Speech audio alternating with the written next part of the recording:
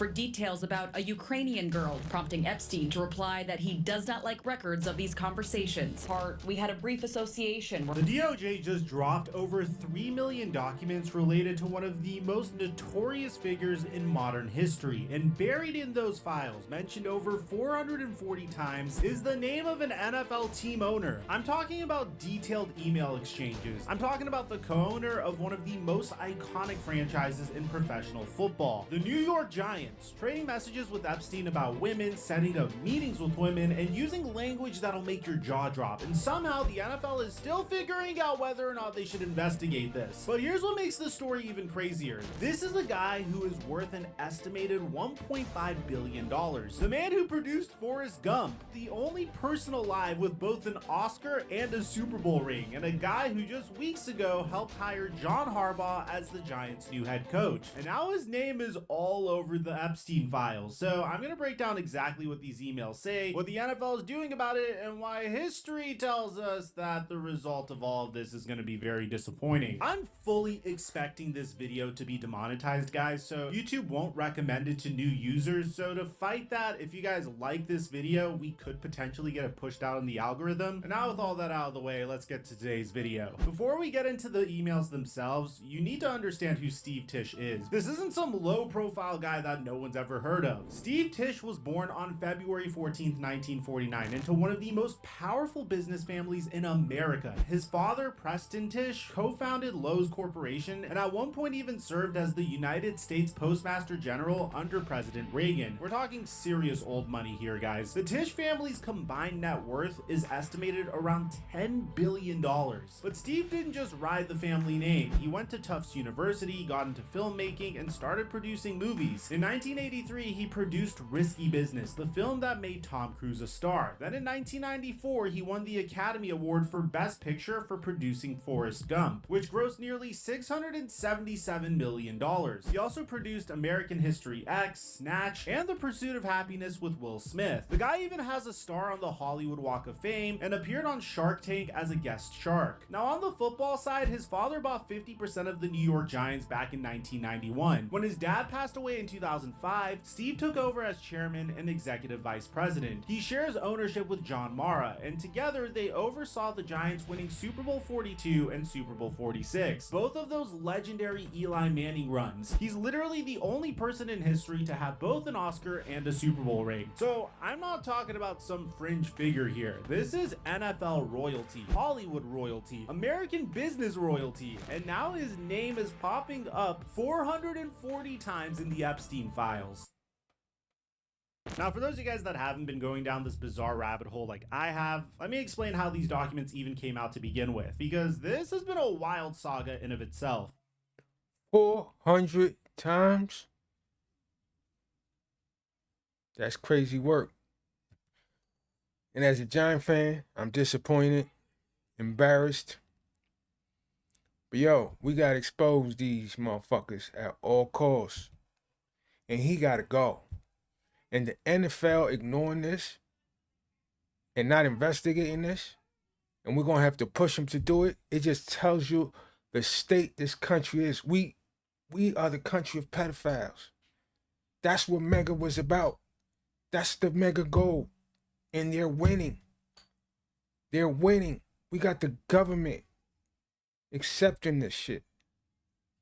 For years, people have been demanding transparency about who was in Jeffrey Epstein's circle. For those No of you guys transparency, who don't know, but in Epstein government. was a wealthy financier who was arrested in 2019 on federal charges related to child trafficking. He was found dead in his jail cell on August 10th, 2019. The medical examiner said that he took his own life, though it doesn't appear to be really likely that he did. And if you guys want to see how, CoffeeZilla has a great video on this. But back in 2008, Epstein had already been charged with soliciting a minor in Florida and had become a registered offender. He served just 13 months of an 18-month sentence and somehow got back to living his life among the rich and powerful. His associate Ghislaine Maxwell was convicted of related charges and is currently serving 20 years in prison. You fast forward to 2025 and Congress passed the Epstein Files Transparency Act, which was signed by President Trump on November 19th, 2025. The bill passed the House 470 to 1, with only one congressman voting against it, and Man, that's gotta be the worst look of all time. This one congressman is like, No, let's not release the files. but the law required the attorney general to release all unclassified Shit is funny, but records not related funny. to the Epstein investigation within 30 days, and the DOJ started releasing documents in batches starting in December, and by the end of January of 2026, over 3 million pages had been made public, which is kind of bizarre because Kash Patel literally went under oath and said that there was nothing in the files. There is no credible information. None. If there were, I would bring the case yesterday. Let's hold this is where pedophile Steve Tisch's accountable. name came flying Let's out. hold him Let's get into accountable. what's actually in these emails, because this is where it gets uncomfortable. According to ESPN's reporting, which was first broken by The Athletic, most of the correspondence between Tisch and Epstein dates back to around 2013. In one exchange from April 2013, Epstein is literally setting Tisch up with a woman named Katya. She emails Epstein saying she Googled Steve Tisch, found out he's an Oscar-winning producer and Giants owner, and said she'd love to meet him. So Epstein's playing matchmaker here for a second. In another email from May of 2013, Tisch sends an introductory message to a different woman, writing, "Jeffrey Epstein is very excited about you and I meeting each other. I like that idea. Do you?" Epstein then tells Tisch that the woman is a microbiology major still in university and suggests that Tisch should make it clear that he would organize her travel ticket. So pretty much Epstein is setting up a 76-year-old billionaire with someone that's still in university and is trying to get this 76-year-old billionaire to fly her out. And it gets even worse. In an email chain with the subject line, "Ukrainian girl," Tisch writes to Epstein saying he had just had lunch with someone he met at Epstein's house. Epstein responds with extremely graphic physical descriptions of other women, and Tisch responds by asking whether this woman is pro or civilian, which appears to be Tisch asking whether this woman is an escort or not. And then there's even a follow-up email where Epstein writes back to Tisch after one of these arranged meetings telling him, "You did very well," adding that the woman was a little freaked out by the age difference and instructing him to go slow, which is just so disgusting, bro. I mean, like, the fact that Epstein's like instructing him how to go about this and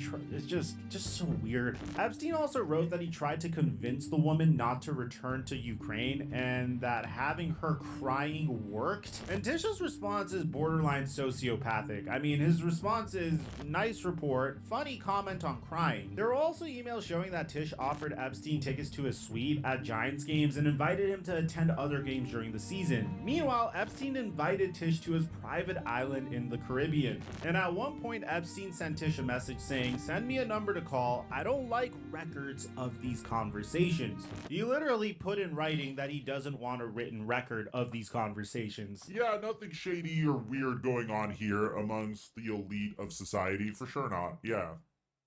So how does a billionaire NFL owner respond when 440 mentions of his name show up in the Epstein files? Well, Steve Tisch released a statement through the Giants on January 30th, and honestly, I think it may have made things even worse. He said, "We had a brief association where we exchanged emails about adult women, and in addition, we discussed movies, philanthropy, and investments. I did not take him up on any of his invitations, and I never went to his island. As we all know, he was a terrible person and someone I deeply regret associating with." Now look, I'm not a lawyer, I'm just some guy that makes sports videos in his house, and I want to be clear that Tisch has not been accused of any illegal activity. But calling 440 mentions in the Epstein files a brief association, emails about women being flown in, Epstein giving him reports on how dates went, asking if women are pro or civilian, that's a brief association to him? I mean, this is an extremely out of touch statement to put out. He would have been better off just being quiet. And the fact that he's being dismissive of this situation is just even worse. It's also worth noting that another sports team owner showed up in the files. Josh Harris, who owns the Washington Commanders, the Philadelphia 76ers, and the New Jersey Devils, also appeared, but his situation was completely different. The correspondence was through assistants. It was about business meetings when Harris worked at Apollo Global Management, and a spokesman confirmed that Harris never had an independent relationship with Epstein and actually tried to avoid meeting with him, which is night and day from what we're seeing from Tisch.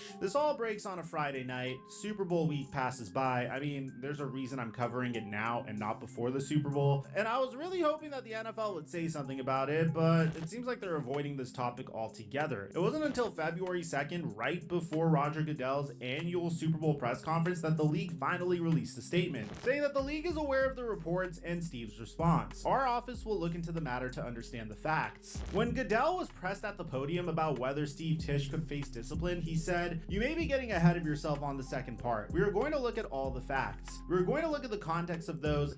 You may be getting ahead of yourself? They ruin players' careers because they got massages. This dude is a pedophile. Let's call it what it is. This is sick shit. We supposed to feel comfortable still watching this fucking game? Supporting this shit? This is the country we live in, man. That's it. This is not a fucking debate. This is what it is. We the country of the homeless, obese, pedophiles.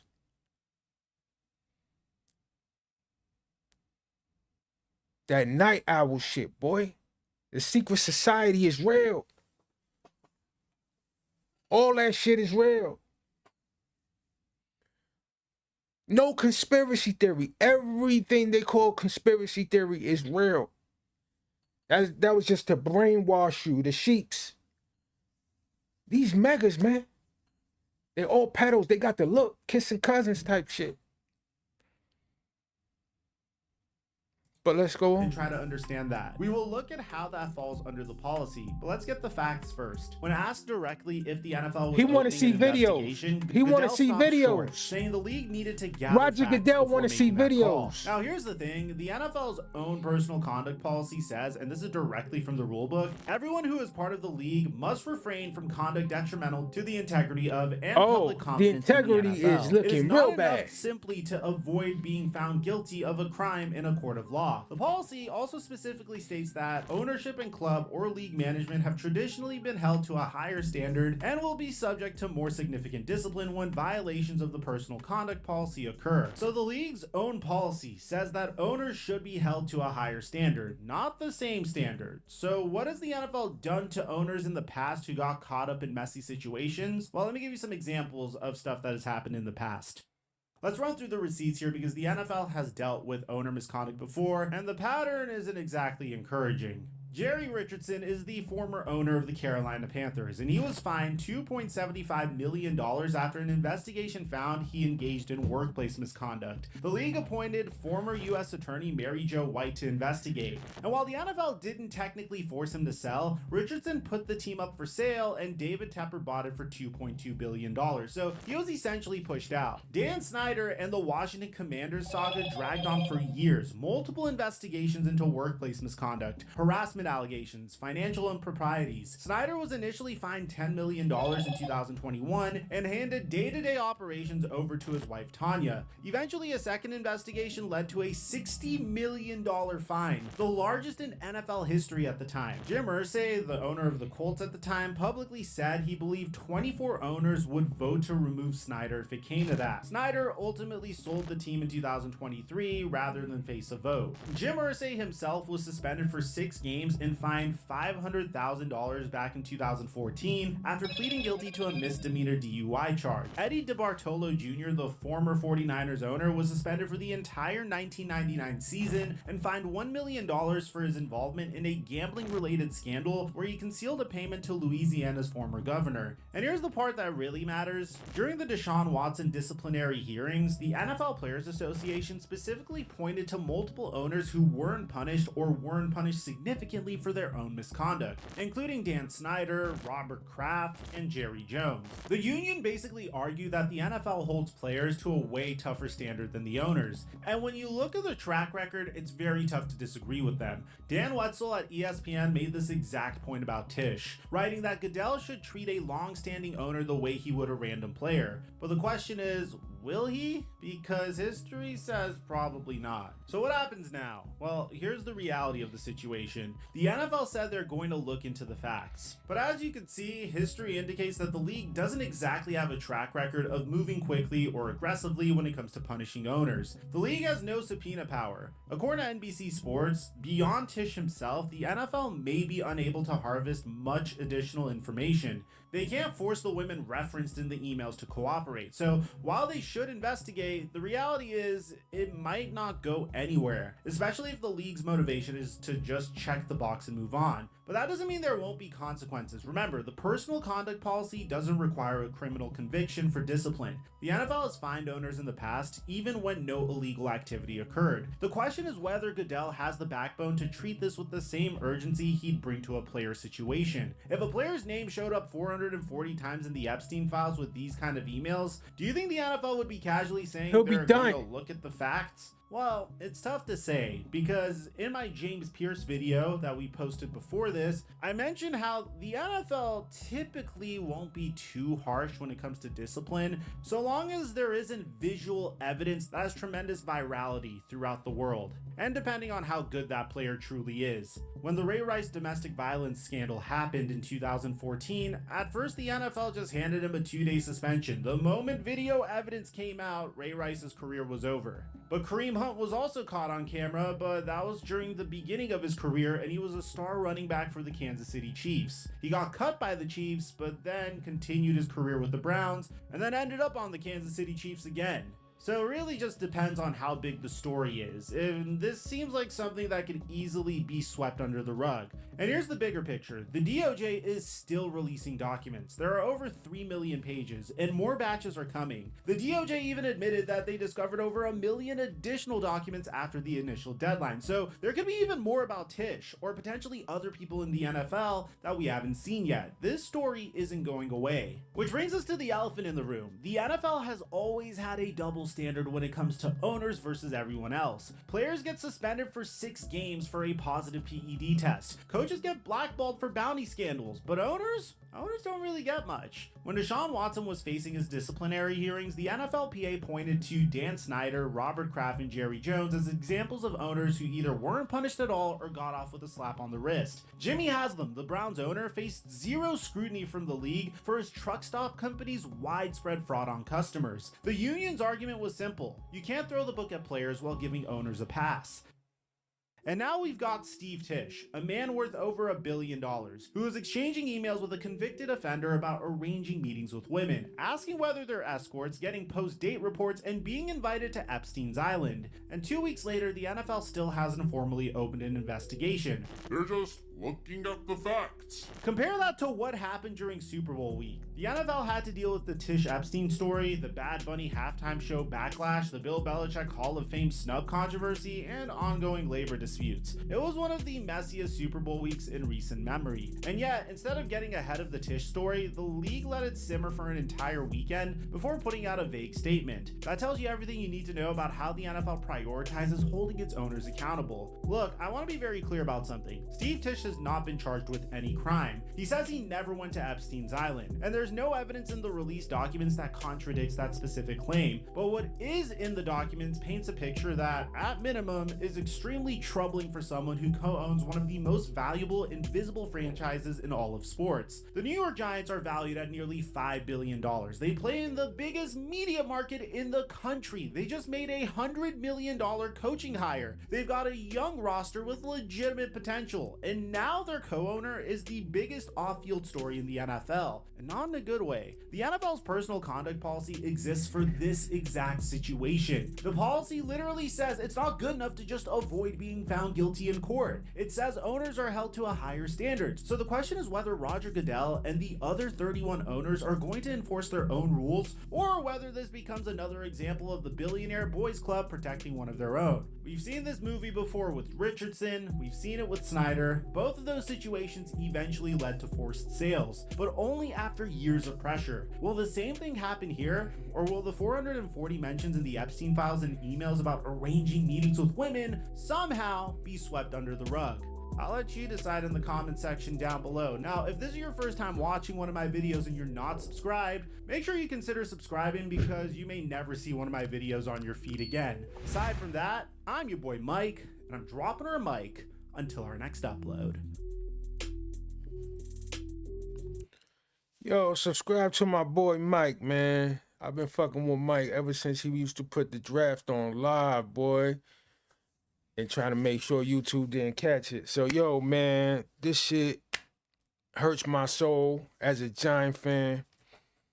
But, yo, Forrest, run. Run, Forrest. Run, Forrest. Run. He gots to go. No questions asked. He gots to go.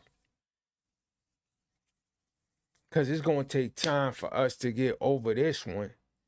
This stigma that he just put around my team. Like, but he got to go. Pains my soul that this happened. But no, this is unacceptable. We're not going to ride with the sheeps. We're going to expose these sickos, weirdos, kissing cousins type motherfuckers. I would have never thought. Would have never thought. It would have been one of ours. To my New York Giants fans, this one stings and hurts. And I don't know how we just get away from this shit. I don't know how we get away from this shit. But we got to start by getting rid of this motherfucker. Out. Get him off the team ASAP. And what are we going to do about the NFL and Roger Goodell? What are we going to do about the government? What are we going to do about the state of the country? What are we going to do to resurrect and do what our birth-given right is to defend the Constitution? When are we going to hold a corrupt government to its knees and make them pay for the treason? This is treason. Going against the Constitution is treason. Period. The Constitution is the laws of the land. It's what makes you an American. You follow the Constitution. You defend the Constitution. No questions asked. The Constitution is above everything. We got a corrupt government who doesn't give a shit. Hurts children. Hurts America. For their pockets.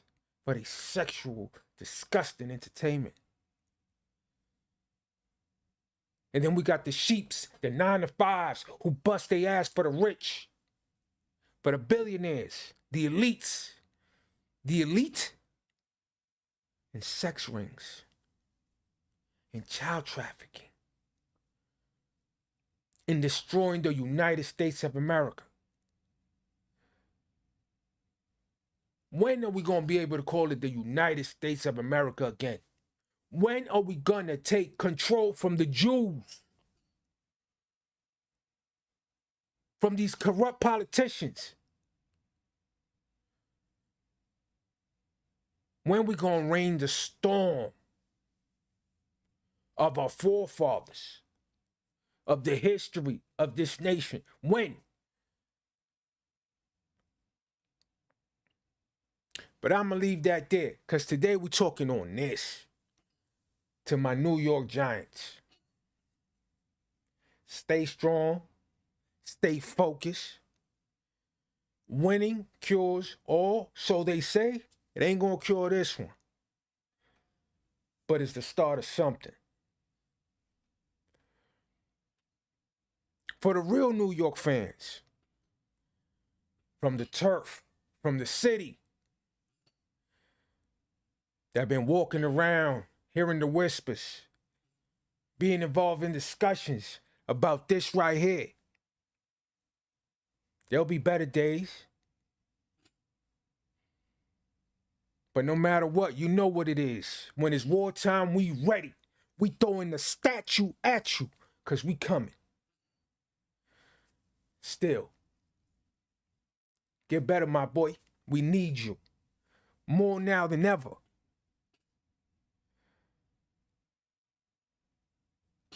We gonna hit this hard like scatterboot. We breaking through walls. We don't fold. We the giants. We reign supreme. We gonna look under. From above. We gonna do what we do. Yo. It's a sad day, man. It is a sad day, man. But you know what? It's wartime. And we got to get rid of all these motherfuckers. That's what we got to do. We got to stand on business.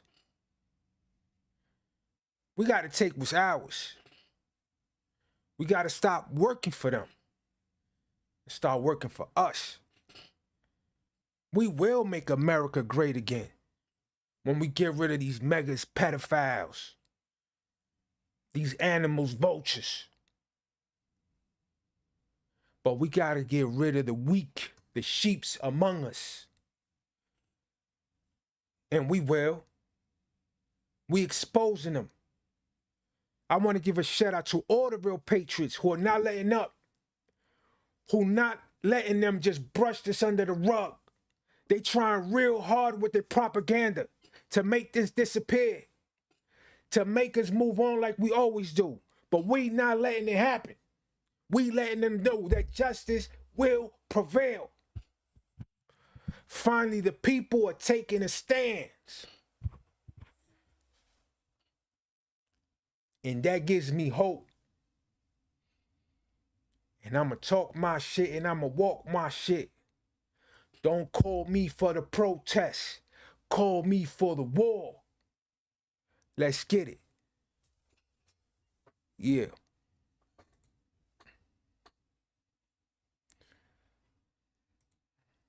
See what else we got here, man.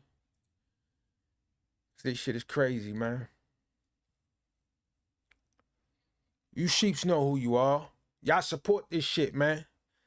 Especially you cornballs ass niggas on YouTube. This is what y'all support. Mr. Beast, another animal. This is who you support, the big channels. We know why they big. We know who paid them.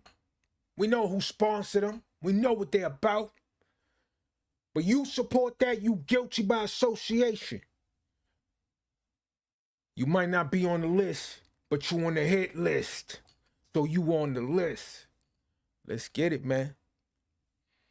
We ain't playing with y'all no more. We saving the kids. That Hollywood weird shit is coming to an end. Y'all gonna pay for your sins on earth. Yeah. It's time, man. It's time to pay for your sins, man.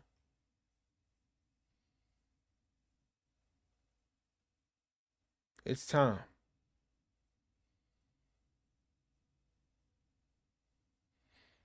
It's time, man.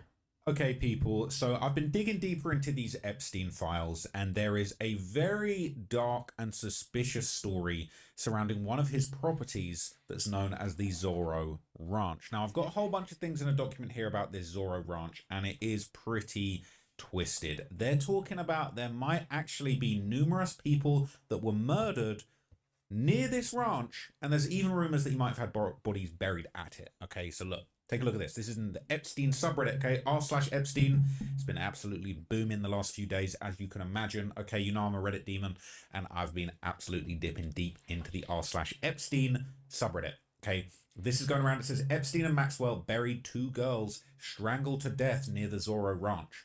And so this is basically a link to a document that's in these files. And this is crazy, okay? This is crazy. This is a report. It says, confidential, Jeffrey Epstein. Said, Edward, this is sensitive, so it will be the first and last email depending on your discretion. You can choose to take it or trash it, but this comes from a person that's been there and seen it all, as former staff at the Zorro. The material below was taken from Jeffrey Epstein's home as my insurance in case of future litigation against Epstein. Sorry, no questions. What's damning about Jeffrey Epstein is yet to be written. Did you know that somewhere in the hills outside of the Zorro, 2 foreign girls were buried on orders of Jeffrey and Madame Ghislaine? Both died by strangulation during rough fetish S. Here are the video footage of Jeffrey Epstein, and this says, I don't want to say it, S-word with minor, menage a trois, underage G, you know, I've got to be careful what I say on here. Underage G, Matthew Mellon video, R-word fantasy video, underage G, girl from Bay Area, attempt, confession to Madame Ghislaine. Please arrange for 1 Bitcoin by 6 p.m. today to the Bitcoin wallet address here. The USB will be sent anonymously to your attention by overnight courier upon receipt of the funds. You have my assurance this is exclusive, never before shared. No attorneys, no samples, no questions. Please confirm ASAP. Subject to protective order. Paragraphs 7, 8, 9, 10, 15, and 17. You know what's crazy about this? Okay. The price of Bitcoin has just crashed. We could have got this for the low. Back then, 2019, Bitcoin was probably even lower than it was now.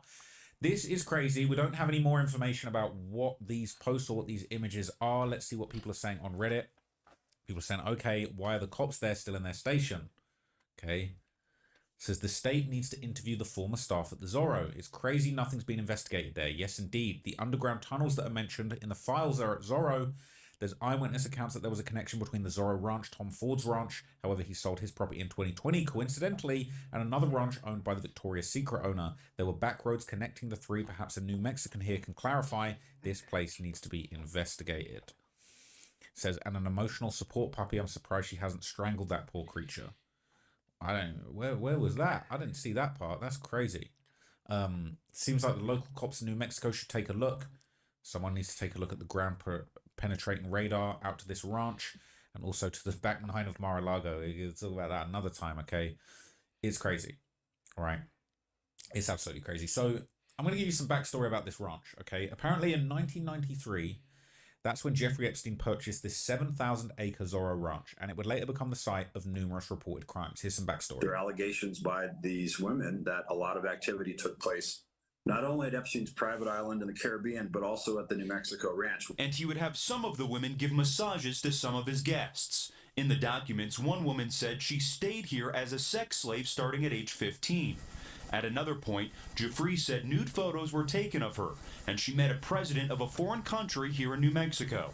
His name was still sealed, and one woman alleged she was forced to have sex with prominent people. New Mexico plays a prominent role in the Epstein story because of the relationship with former Governor Richardson, 2, with the fact that Epstein had this large, opulent ranch in southern Santa Fe County that apparently he visited a lot of times with a lot of the people named in these documents. One of the people who were reported to have stayed here was world-renowned attorney and Harvard law professor Alan Dershowitz. He has denied in court filings of ever having any sexual relations with underage girls. Many others are named in the documents, also denying the accusations. They include former Governor Bill Richardson, former President Bill Clinton, and Prince Andrew. While some are accused of getting massages, there's no direct accusations of criminal activity with underage girls. It's definitely a list that these people wish they weren't on. The documents detail how some people were flown into the ranch on a small plane using this landing strip. KOAT legal expert John Day says more details are likely to come out in the years to come. There are 8 other civil suits that have been filed by alleged victims.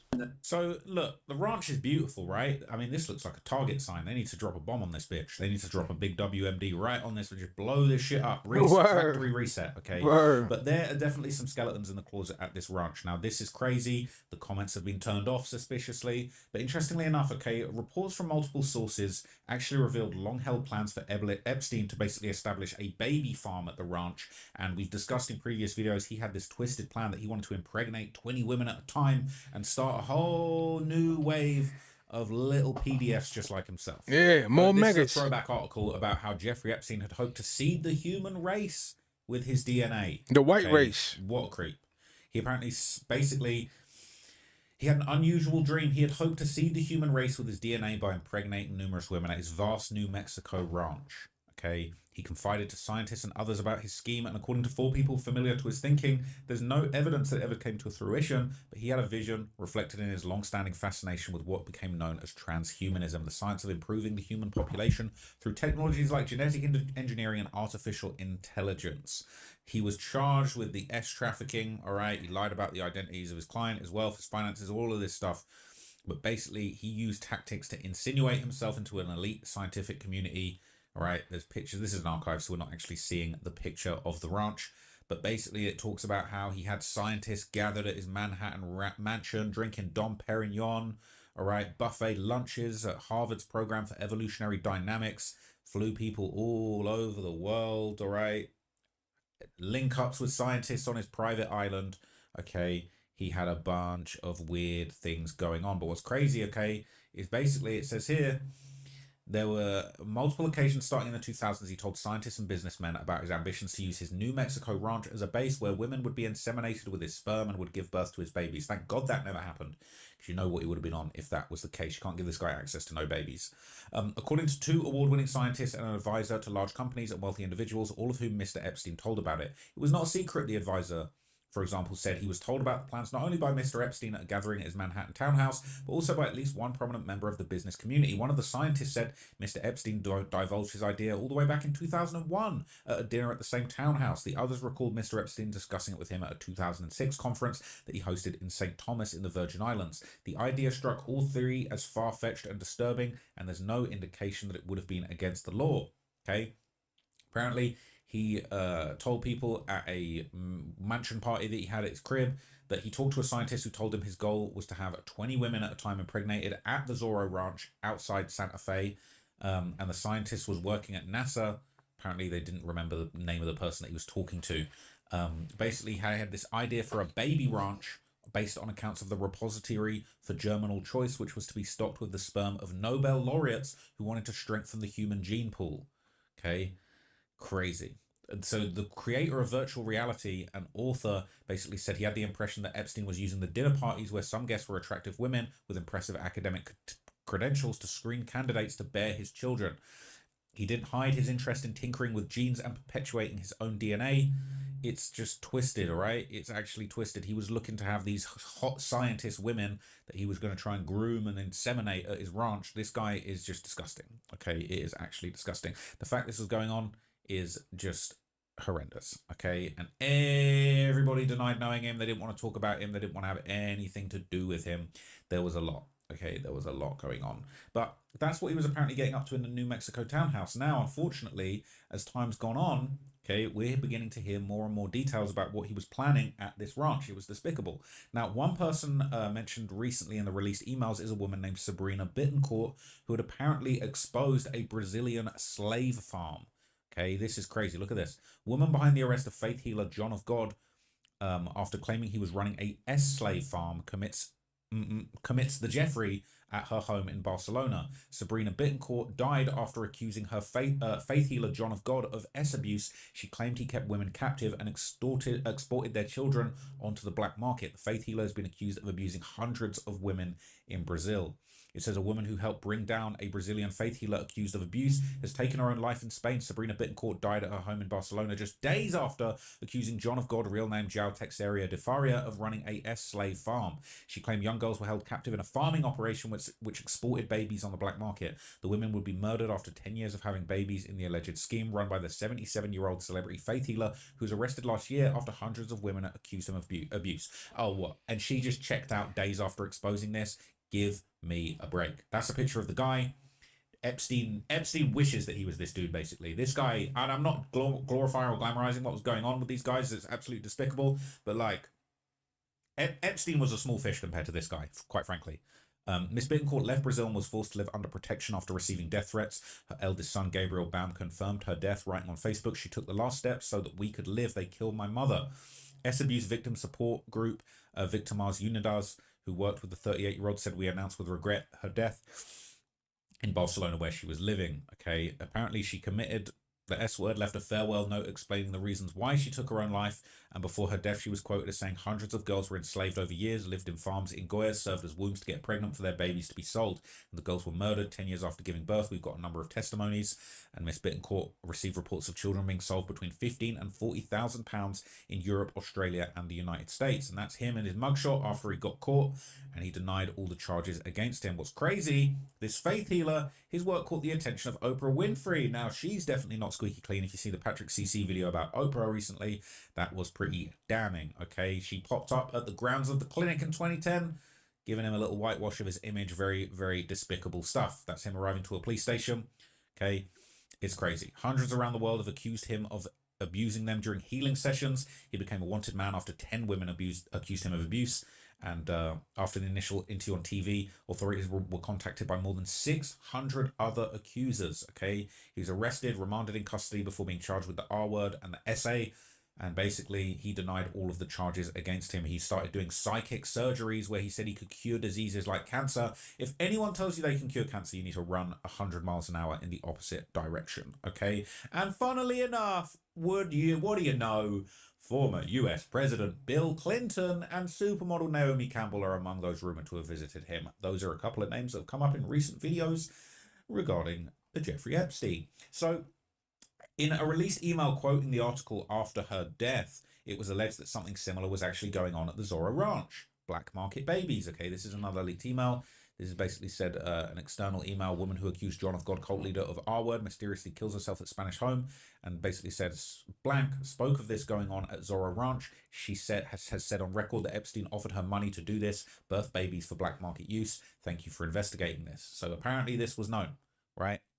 And they're linking to the woman, says they were definitely breeding for horrible purposes.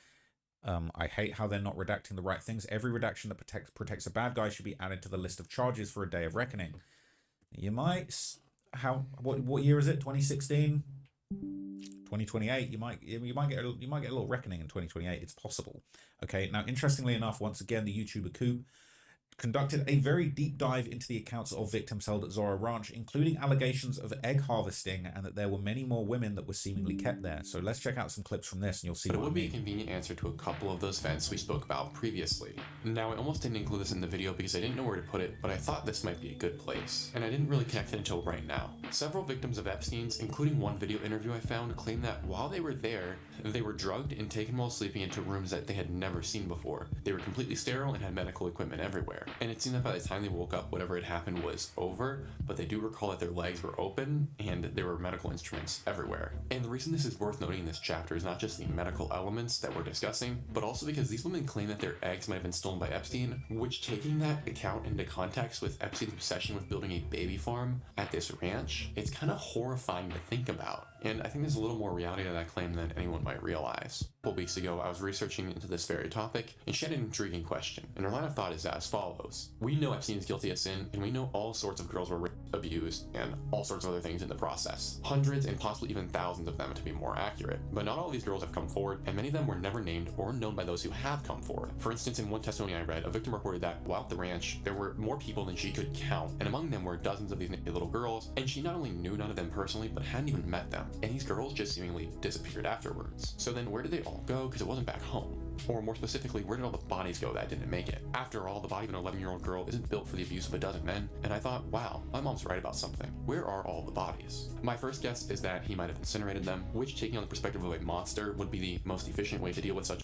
Well, so look, the rumor has it, right? The rumor has it that maybe there were bodies buried on that Zorro Ranch. And what's interesting, okay, these corroborations that, these allegations have apparently been corroborated by emails that were released that he was perhaps having these women when they were waking up in the night with all these medical instruments around them, that he was actually extracting and freezing their eggs.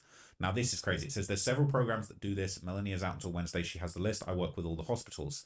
Questions the women asked. It said, also, are you the person these girls should go to freeze eggs or rosin wax? Which hospital are you associated with? What group? It says, I'm not the person that freezes eggs. I'm with New York Hospital, but all IVF centers freeze. Crazy. Okay.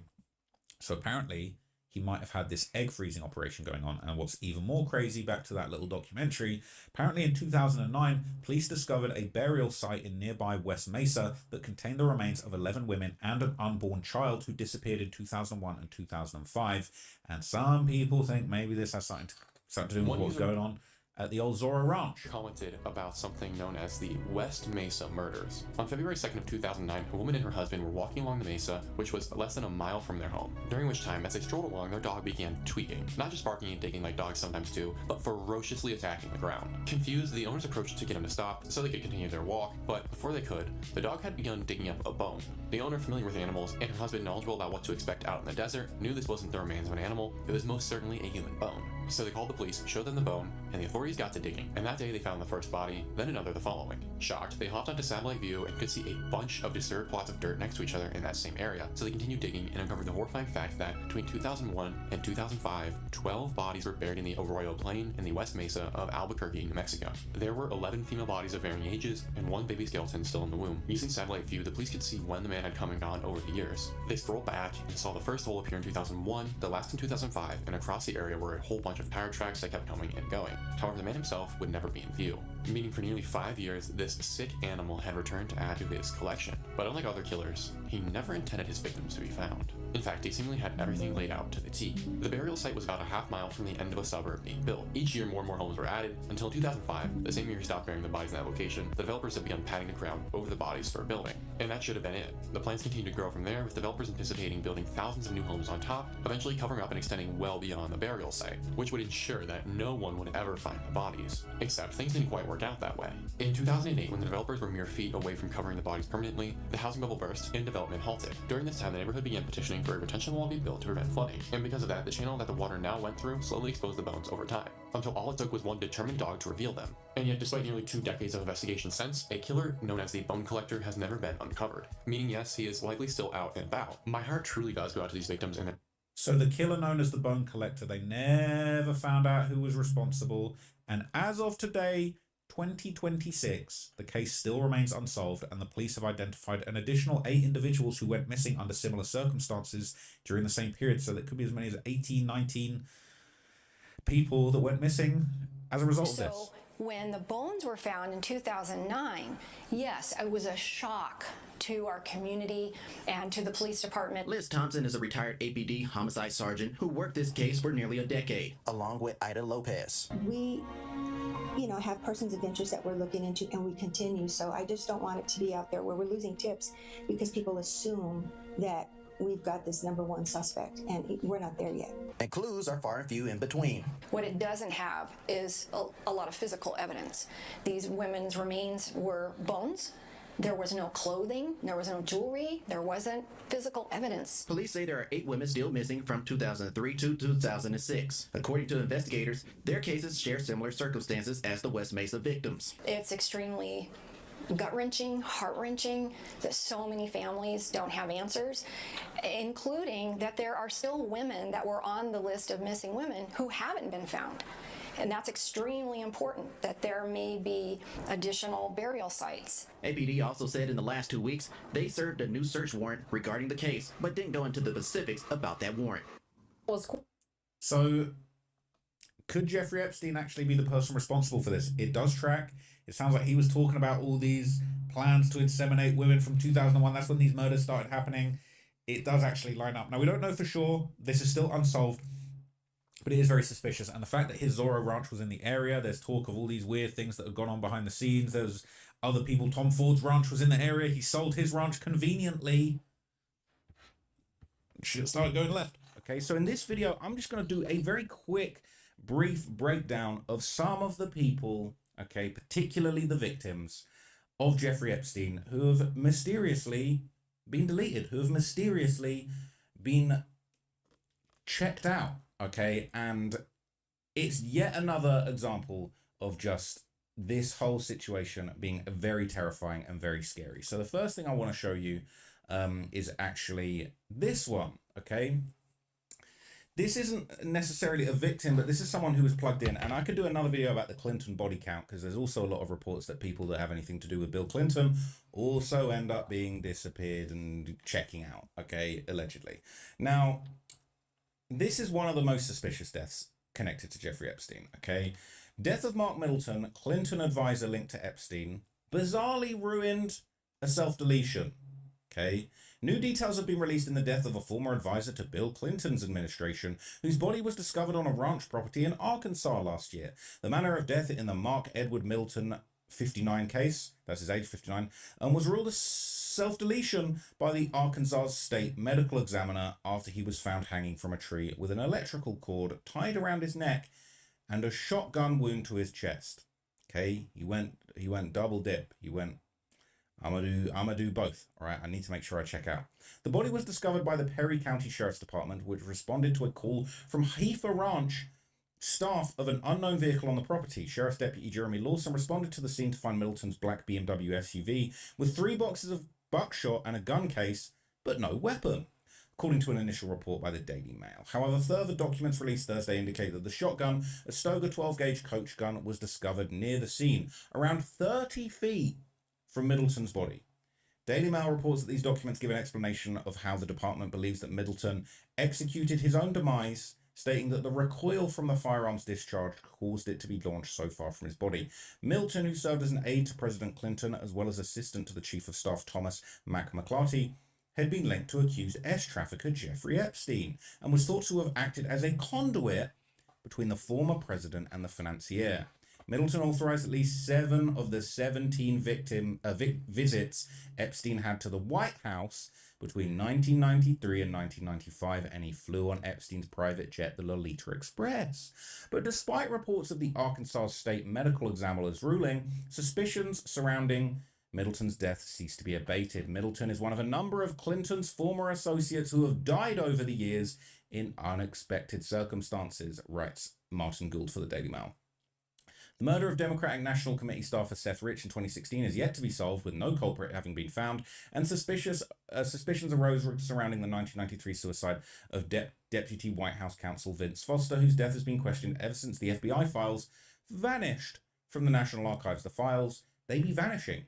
After leaving the White House in 95 and 96, investigation by the White House found that Middleton had abused his access to impress business clients and was forbidden further access without senior approval. More recently, Middleton worked for his family's Arkansas HVAC business, known to be the most popular HVAC company in the state. So, this is the gun that was apparently used, okay? And it was just blown far away. Hey there, friends. Thanks for checking in. At the range now, today we're looking at a Stoger coach gun. Side-by-side 12-gauge shotgun. Let's take a couple shots and then we'll talk more about it. Yeah, this thing is cool. It's a break-open shotgun. It does have extractors there that bring the shells out a little bit to remove. Fairly easy. Nice walnut. So he strung himself up with electrical cord and shot himself in the chest with that, and it flew 30 feet away. Okay. Well, let's talk about some of the victims, okay? Let's talk about some of the victims, because that's just the first of many suspicious things. I'm going to do an even bigger breakdown, maybe digging deeper into the accomplices that have also suspiciously been deleted, okay? One of the most suspect ones, okay? This happened on May the 30th, 2017. Lee Sky Patrick, who was one of Epstein's victims, would die of an overdose in Florida, okay? So, suspicious, right? Very, very suspicious. Very. This is a long article, okay? It says she suffered tremendously, and it started with Jeffrey Epstein, twin sister of woman who overdosed on heroin years after being abused by financier as a teen, blames her downward spiral and death on the billionaire PDF. Okay, she was found dead in a West Palm Beach, Florida motel on May the 30th, 2017. She claimed to be one of Epstein's victims. Her sister Selby blames Epstein, saying she suffered tremendously, and it started with Epstein. She struggled with addiction since the time she met that guy. Patrick spoke about the first time she ended up at Epstein's mansion, age 16, to Daily Mail. And she said it was sometimes in 2003. I was alone in that big mansion. Jeffrey was there with a towel around his waist. That's it. Patrick said he gave her $300 and talked her into removing her shirt, but he was getting aggressive. I got really uncomfortable, so I grabbed my shirt and left. Patrick said in the following days, she went back to see Epstein, but didn't want to discuss it, adding, it makes me angry just thinking about it. In 2008, as Epstein pleaded guilty to minor charges, she called one of his lawyers and demanded money for what he'd done, receiving a $50K settlement And on Saturday, Epstein was arrested on federal charges of sex trafficking. So this was back in July 2019, okay? And this is another one of those things that's just been forgotten. Just been forgotten, okay? No one's talking about this now, all right? No one's talking about this now in 2026. We're all distracted with the Epstein files, but this is what was going on. Among the stories from dozens of victims of PDF financier Jeffrey Epstein, the untold tale of Lee Patrick's descent into a personal drug-fueled hell on earth stands out in its horror. Christian school graduate Patrick, who told Daily Mail in an unpublished interview about her relationship with the multimillionaire pervert in 2015, was found dead in a room in a sleazy West Palm Beach motel just weeks short of her 30th birthday on May the 30th, 2017. According to the official report on her death, Patrick, who was known as Sky to her friends, died of a H overdose. Do we believe that? Could believe that, you know, a lot of people are dealing with awful trauma for what happened with Epstein. Maybe they're not looking after themselves. Maybe it is an accidental heroin overdose. But he just got arrested and then he checks out within a month. And a lot of people, yeah, you tell me what you guys think, okay? While her death was ruled an accidental overdose by the local medical examiner's office and blamed on the opiate crisis, both a family member and a friend described Patrick's death as the conclusion of a chain of events kicked off by her alleged encounters with Epstein more than 15 years ago. Rest in peace to her, man. It's very sad. So it says, my sister suffered tremendously, her twin sister Selby Patrick told Daily Mail, and it started with Epstein. Something happened in her when she met him that got her out of control.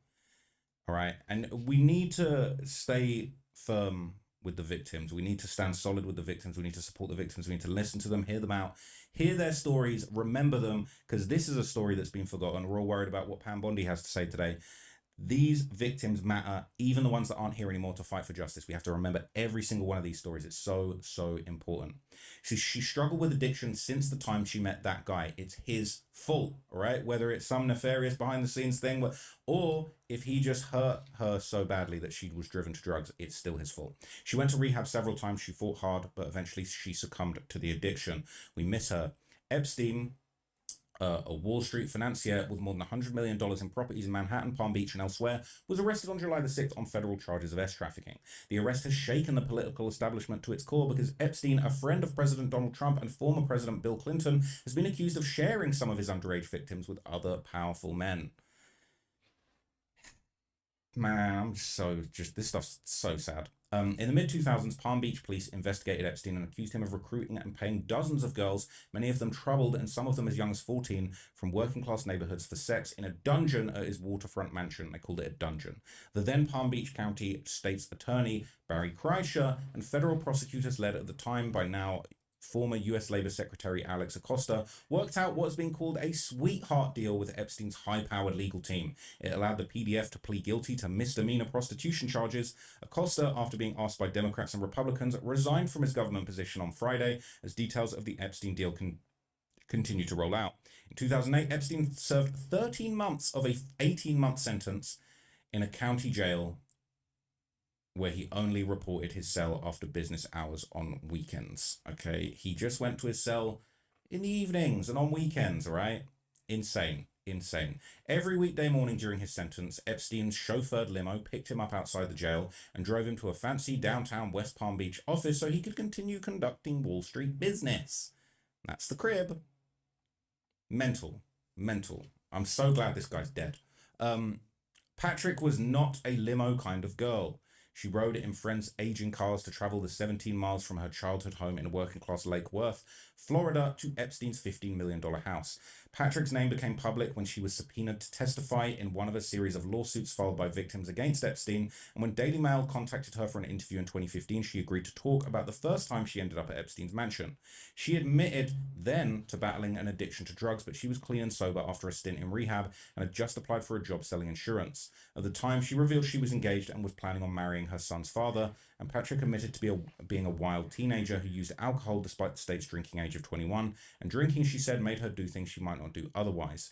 She was at Wellington Christian School when it first happened with Jeffrey, she explained, as her son Jaden, then 3, played nearby. It was sometime in 2003, I was at a party one night at a school friend's house when the other friend, a girl, said we should go to a house party in Palm Beach. I was slightly buzzed, so I said, why not? And when we got there, my friend left in a hurry, and there I was alone in that big mansion. There was no party going on. It says the house, she said, seemed to be occupied only by Epstein and a woman who appeared to work for him. The woman took me into a large bathroom, Patrick said, and Jeffrey was already there with only a towel around his waist. I remember that he had the black and white photo of a D on the wall, and I thought the whole thing was creepy. Patrick claimed Epstein gave her $300 in cash and talked her into removing her shirt. She did, but when he allegedly asked for her to take off her bra, she declined. He was getting aggressive about what he wanted, and I got really uncomfortable, so I grabbed my shirt and left. There was little doubt about where this was going, and I ran out of the house into the street. I left because I was a scared 16-year-old. I ran out because he was so creepy and he scared the life out of me. Patrick said she went back to see Epstein but didn't want to discuss it. It makes me angry just thinking about it. In 2008, as local news media reported, Epstein pleaded guilty to minor charges. She called in one of his lawyers and demanded money for what he'd done. In time, she told Daily Mail she didn't want to file a lawsuit, but still got a $50,000 settlement that included a clause she could never discuss what happened at the mansion. She said a friend of hers sued Epstein under the name AC and also received $50,000. Okay, and that is a picture of the image where she was actually found dead. And it said her body was found by the cleaning crew who sawed off the door handle in order to get inside. She was partially covered with a sheet on a tween bed in the Treetops Motel pictured, where Palm Beach County Sheriff's Office deputies routinely run undercover for-sale sting operations. Daily Mail contacted AC this week, but she asked through her husband to remain anonymous. AC claimed in 2008 in a lawsuit that she was 17 when she was seduced by Epstein into performing acts of lewd and lascivious conduct for Epstein, who also touched her breasts and genitalia. AC's husband, who also worked, asked not to be identified, said his wife handled the aftermaths of her ordeal well, but she was one of the lucky ones. Said, I've been with my wife since high school and many of our friends ended up at Epstein's house. We're married and have jobs and children. But for a few of the girls who were abused, they didn't turn out too good. He really messed with these girls' heads. There's been psychological scars that led to substance abuse. He named Patrick as one of the most egregious cases. Patrick's new body was found by the cleaning crew who sawed off the door handle in order to get inside. She was partially covered by a sheet on the Treetops Motel. And I already told you they do sting operations. The corpse, according to the lengthy sheriff's office report, was covered in bruises, abrasions, and open wounds. The deputies at the scene also noted open sores. Deputies tracked down a man who had been renting the room where Patrick's body was found and told him that he was driving out of the motel property when he picked up Patrick as she ran down the street.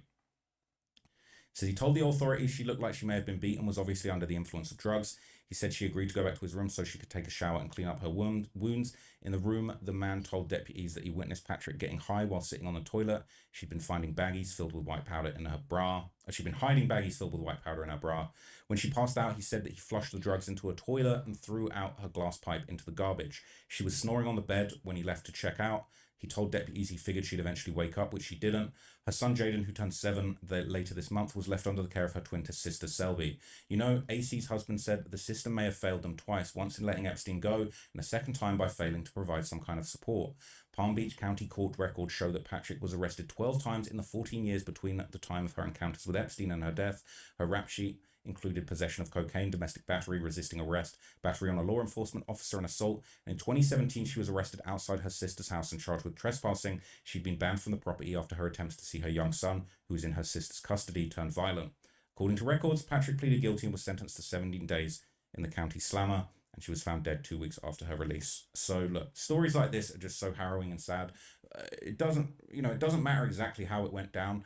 This woman's life was ended in a huge part by what happened to her with Jeffrey Epstein, the physical abuse, the trauma that came afterwards, and the lack of support from the authorities. It's unfortunate that she's no longer with us, but it's sad to say that even if she was still alive, she wouldn't be getting the support that she needs from the government and the Department of Justice to get justice. And it is so, so sad. And these stories are just so important to preserve and keep alive. And it's just heartbreaking, okay? So, and there's more, okay? There's plenty more examples like this that I'm going to read you, okay? There was another example after this one, okay, which is a little bit more suspicious, all right? This happened, this allegedly went down on May the 25th, 2018, okay? This is Joe Ricari, the lead investigator of the original Palm Beach Epstein case, who died suddenly of an unexplained illness at the age of 50, okay? So I told you about one of the people that was maybe involved in connecting Epstein to Bill Clinton, hanging with an extension cord and shot himself in the chest with a shotgun flew 30 feet away. Okay. Young woman that was abused by Epstein, found dead in a motel after getting no support, and, you know, seemingly no one to be blamed for that one. Okay. Now we're looking, the lead investigator in the original Palm Beach case, died suddenly of an unexplained brief illness at age 50. Detective who led Epstein investigation died after brief illness at 50. Again, another story that didn't quite make it to the mainstream news narrative involving Jeffrey Epstein. In June of last year, decorated former Palm Beach detective Joseph Ricari died after a brief illness at the age of 50. That's basically all we know. But do a search for him and you'll barely see anything in the mainstream media or even alternative media about his death. In 2018, the Palm Beach Daily News reported on his death that there wasn't much to report regarding the cause. Joseph Ricari, a former Palm Beach detective who had a knack for making others smile, who tackled the island's largest and most important investigations, and who cared deeply for his family and friends, died Friday, May 25th, 2018, after a brief illness. He was 50. Brief illness, move along, nothing to see here. Ricari was one of the most decorated police officers in history of the department, with more than 150 commendations, 11 Officer of the Month awards, and 2013 Palm Beach Police Foundation Officer of the Year Award, Rita said. He worked in several units, including the Organized Crime, Vice and Narcotics Unit and in the Palm Beach County State Attorney's Public Integrity Unit. He was a lead detective in many major investigations, including the high-profile solicitation of minors case against billionaire Jeffrey Epstein. No other information about the cause of death was released. In reading the account, it seems ironic that it's mentioned that Mike Mason is one of Ricari's closest friends and a former Palm Beach police officer. Said he last saw Ricari on a recent Thursday. Ricari took work off the next day to spend time with his family. Now, the story was printed on a Friday, but I'm not sure if recent Thursday would apply to the previous day or another Thursday in the past 2 weeks. But regardless, all we know is he had a sudden brief illness and died as a result at the young age of 50. Ricari was just one of 2 people willing to put his career on the line to go after Epstein. Palm Beach Police Chief Michael Rita was the other man that joined him. The Seattle Times reported on the 2 men and the work that took place in the case and the revelations that Rita and Ricari brought to light. For Rita, the business tycoon Jeffrey Epstein wasn't any more formidable than any of the other 8,000 or so wealthy and powerful people living on the island. Police had handled sensational cases involving wealthy residents before, from murders of heiresses to the R case involving William Kennedy Smith of the Kennedy family. The easternmost town in Florida, Palm Beach, is a 10.4 square mile barrier island between the Intercoastal Waterway and the Atlantic Ocean, populated by some of the richest people in the country. President Trump has his winter White House in Palm Beach, and the town makes news as much for its glitz as it does for its unusual efforts to preserve its well-mannered image, like banning shirtless joggers. But it was a little surprising, even to Rita, to learn that one of its residents had a revolving door of middle and high school girls coming to his gated compound throughout the day and night. In their first media interviews about the case, Rita and Ricari revealed new details about the investigation and how they were, in their view, pressured by then Palm Beach State Attorney Barry Kreischer to downgrade their case to a misdemeanor or drop it altogether. The piece is worth your time to read, not just for the information the 2 men provided, but also regarding how they were being followed. Their trash was disappearing and political pressure that was brought to bear on them. Along with that, they were discovering in terms of physical evidence. What they were discovering in terms of physical evidence. Said it became apparent to me that some of our evidence was being leaked to Epstein's lawyers, who began to question everything that we had in our probable cause affidavit, Rita said. On the day of the search, October 20th, 2005, they found that most of Epstein's computer hard drives, surveillance cameras, and videos had been removed from the house, leaving loose, dangling wires, according to the police report. But the girl's description of the house squared with what detectives found, right down to the hot pink couch and the dresser drawer of sex toys in Epstein's bathroom. Rita said that his own trash was disappearing from his house as his life was put under Epstein's microscope. Private investigators hired by Epstein's lawyers even tracked down Rita's grade school teachers, the former chief said. Questions were raised about donations that Epstein had made to the police department, even though Rita had returned one of the donations shortly after the investigation begun. Ricari, meanwhile, said that he began to take different routes to and from work and even switched vehicles because he knew he was being tailed. At some point, it became like a cat and mouse game. I would stop at a red light and go. I knew where they were, and I knew that they were there.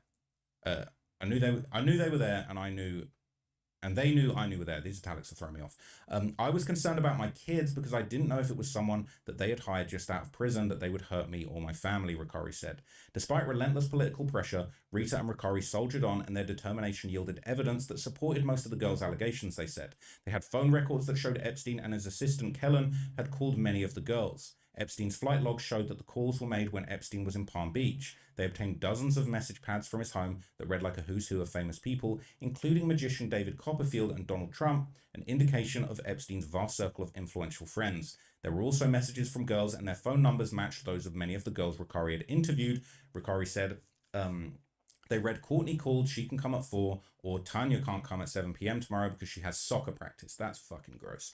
They also found naked photographs of underage girls in Epstein's closet, Ricari said.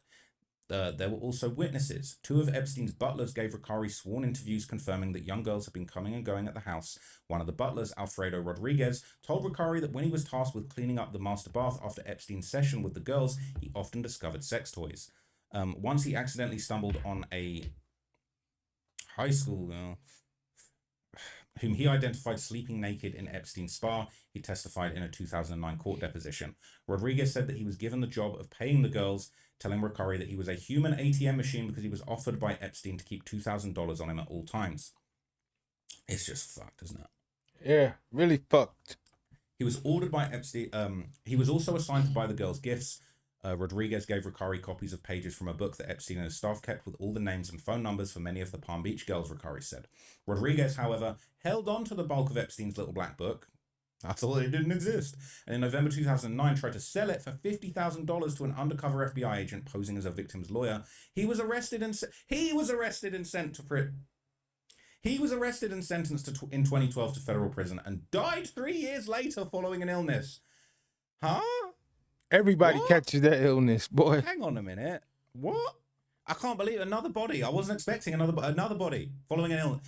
Mystery sudden illness. Whoops-a-daisy. The book, listing personal phone numbers for a cavalcade of Epstein's powerful friends and celebrities, eventually became public as part of a civil lawsuit. It listed more than 100 female names and phone numbers under the headings massage in every city where Epstein homes. So the little black book was just a bunch of victims. Okay, yeah, put that out there. Backdoor the victims again. Nice one, guys. Nice one. I can't believe it. Okay. It makes you wonder if that brief illness was brought on by outside forces. The man was in good health and only 50 years old.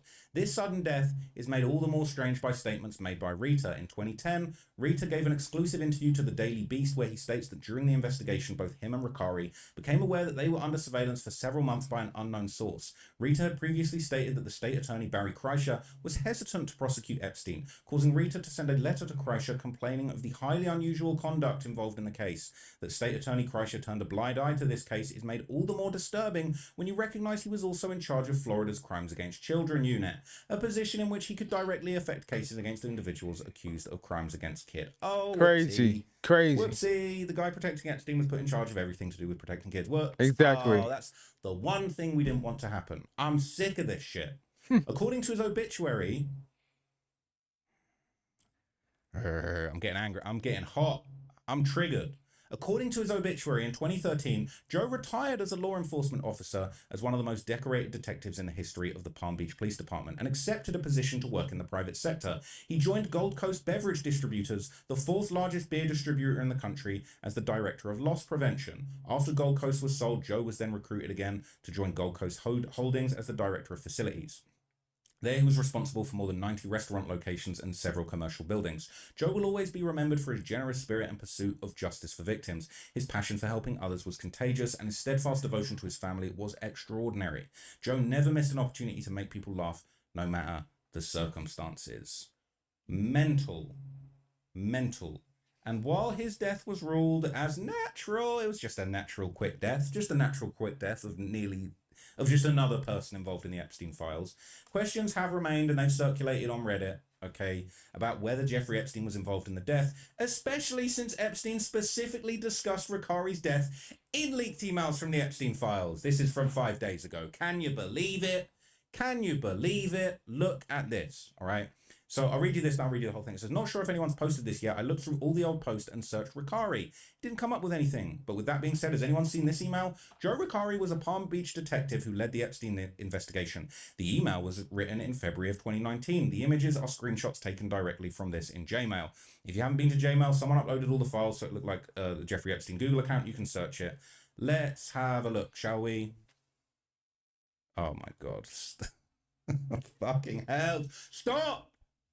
Bruv. Let's do it. Prostitution is a state crime. Okay, this has been sent. Is this Jeffrey Epstein to Jeffrey Epstein? Is this he sent it to himself? And this is him basically arguing, defending himself and arguing why he shouldn't have been prosecuted. Prostitution is a state crime. Never before a man in his own house was charged with soliciting. Blank in Florida, first offenders are required to take sex ed classes and get pre-trial diversion. No criminal record. There is a felony solicitation for the third offense. A grand jury was held and they found me guilty of one count of felony solicitation because there were many girls. Blank. Mandatory diversion. Sentence. A grand jury usually only for capital murder cases. Ricarian Rita, police chief, pulled my garbage for months, and apparently he pulled theirs, and surveilled the house letting all the girls come and go. I called in the FBI. They did not like the grand jury result and released to the press raw sewage of police interviews, i.e. no girl was ever cross-examined, ever. Unheard of. Blank, the girls returned to the house multiple times for $200 for a rub and tug. Fucking gross. No sex. Some worked in the local massage parlors, most in their mid-20s. There is only press stories told by my strippers of me buying my girlfriend from Slovakia from her parents. Well, there is only press stories told by strippers of me buying my girlfriend from Slovakia from her parents under 15.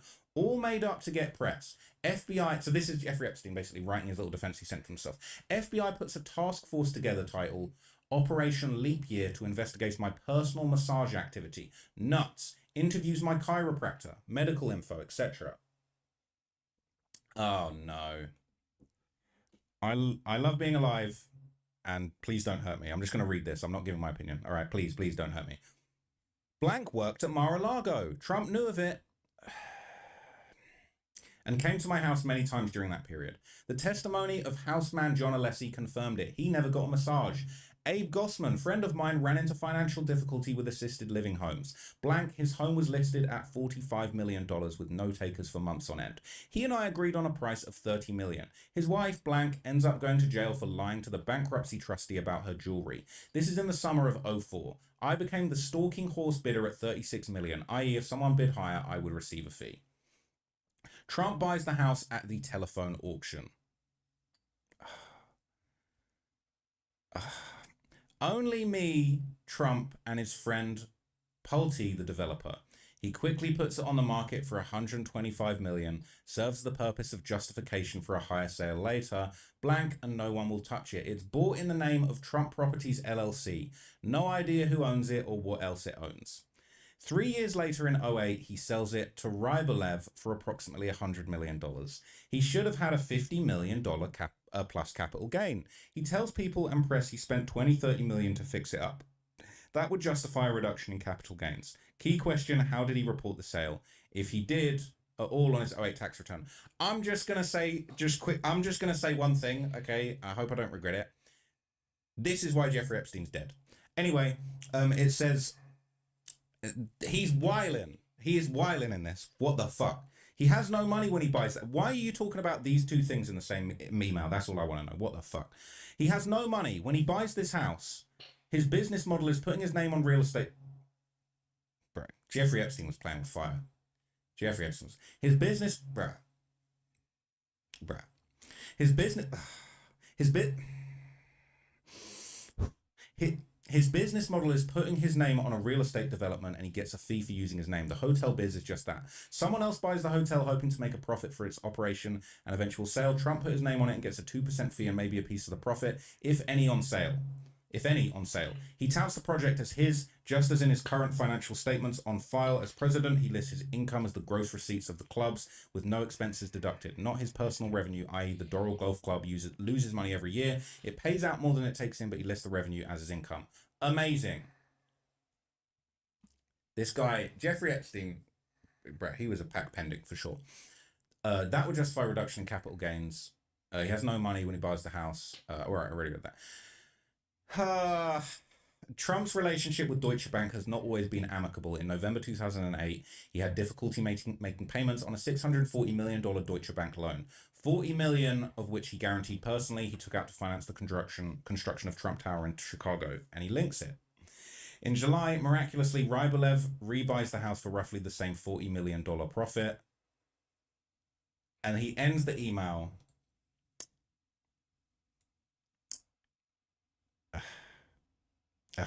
Joe Ricari dies in June of 18.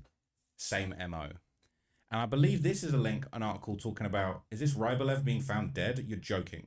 So, okay, this is the guy he's talking about. It's not the same guy that bought Trump's house, okay? That guy's name was Rybolev, all right? So rebuys the house for $40 million profit. And then he links this thing about this different Russian diplomat that was found dead in his pool, right? And it's the Russian ambassador to Sudan was found dead in his swimming pool in his residence in Khartoum. Okay, Marigas Shavinsky, this is a different guy, but basically he is one of many very suspicious people that ended up just dying. I thought this was Putin's body, to be honest. This Putin's hat, but it's insane. Okay, what are we doing here? So this is the guy that apparently bought that property, and he is still alive currently, right now, still alive. He got a lot of stuff in his personal life section. That's what I'll say. All right, United States. Yeah, Palm Beach. Yeah, interesting.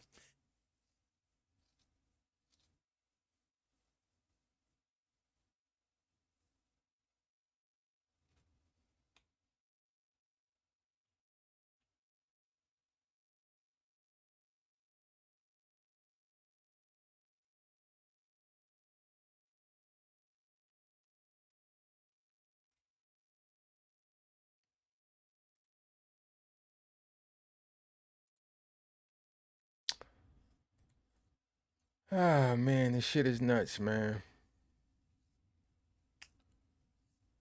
We're gonna end it there, y'all, because shit is crazy. But your boy starting his fasting today, so I need to get some rest. Wake up in the morning to work out and get back to business. I want to thank those who joined me tonight, this morning. The JAFFE effect. You know what it is, man. If you're out there in the snow, man, stay safe, be careful. I know motherfuckers still gotta work, get that paper. So, stay safe, drive safe. And yeah, we'll be back tomorrow.